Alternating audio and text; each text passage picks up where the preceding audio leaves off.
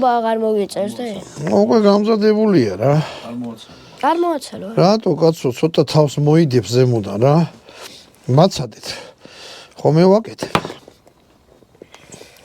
აბა ამოდენად ცომირად მინდა. ესეც კოდი.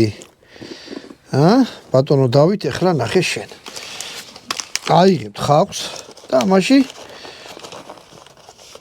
აი ესე გადაანაწილებთ.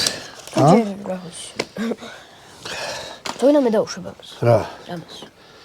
ეგ ჯერ არ დაუშვა, ეგ ზემოდან. მერე ამას ცხელს შიგნით ჩააცლით. ეხლა ეს მე ვფასონობ თორე უკვე ძალიან მაგარი საჭმელი იქნება. ეს არის რომ სადმე ხარ და უცებ აი მითი მოიტანთ ცხელს მწვადს. თა რა არის ცი ბატონო დავით. ამაში ცხელი როა. ხავსაც ხო იმას იზავს რა ქვია. გააცხელებს. ხავი თავის წვენს გაუშვებს.